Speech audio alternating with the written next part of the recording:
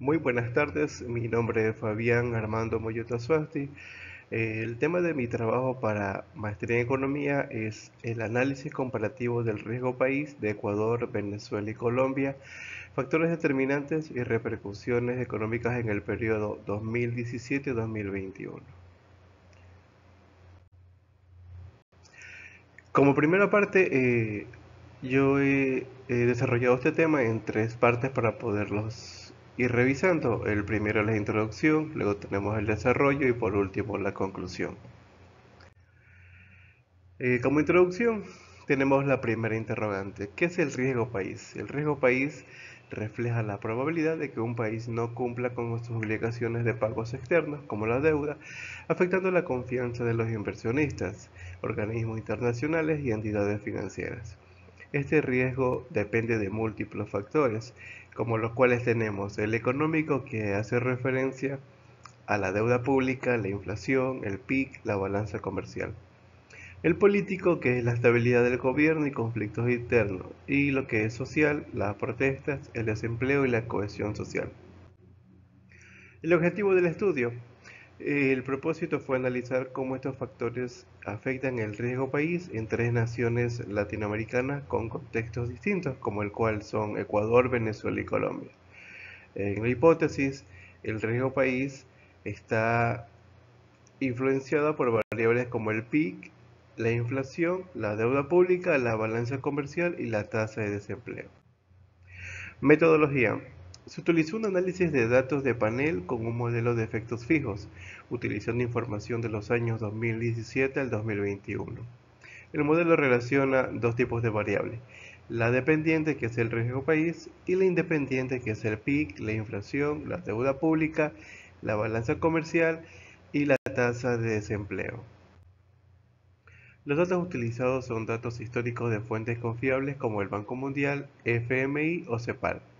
La ecuación general para el análisis econométrico basada en un modelo de efectos fijos es el siguiente, como ustedes pueden darse cuenta, en donde Y refleja el resto de variables independientes, como ya lo mencioné, que es el PIB, la inflación, deuda pública y balanza comercial. Para poder desarrollar este tema, vamos a trabajar con una base de datos en el cual tenemos eh, el periodo del tiempo, que es desde el año 2017 a 2021, los países a mencionar: Ecuador, Venezuela y Colombia. Tenemos también las variables que son riesgo país, PIB, inflación, deuda pública, balanza comercial y tasa de desempleo. Para poder tener un mejor entendimiento, yo les grafiqué cómo fue que está desarrollado el tema del riesgo país de los tres países en mención. Como ustedes se podrán dar cuenta, hay una que resalta bastante, que es el rojo, el cual es Venezuela. Para tener un mejor entendimiento, tenemos que Venezuela muestra un aumento descomunal en su riesgo país de 1023 puntos en el 2017 a 18.975 puntos en el 2021. Esto refleja una situación económica crítica: hiperinflación, colapso institucional y aislamiento financiero, lo que hace que sea considerado extremadamente riesgoso para la inversión extranjera. Por otra parte, Ecuador evoluciona de forma moderadamente ascendente, con un pico en el 2020 que fue a causa de la pandemia, subiendo de 541 a 1062 puntos y bajando 824 en el 2021. Esto sugiere volatilidad asociada a la deuda pública, incertidumbre política y dependencia del financiamiento externo.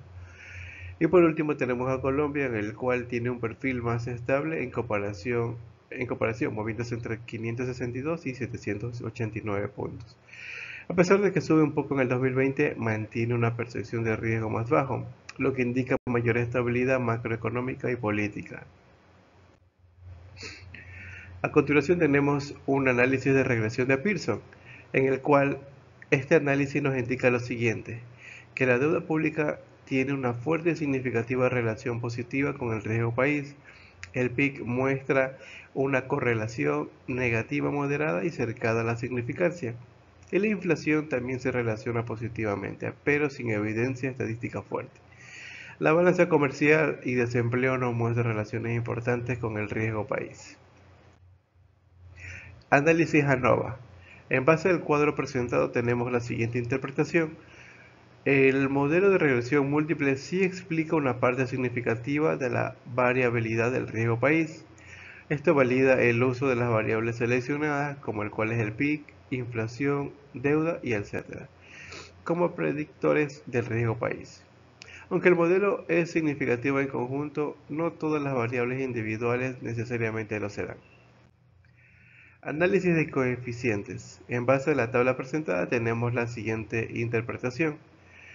La única variable que tiene impacto estadístico significativo en el riesgo país es la deuda pública. Las demás variables, el PIB, la inflación, la balanza comercial y el desempleo, no tienen efectos significativos en este modelo, aunque podrán tener importancia en otros contextos o con más datos.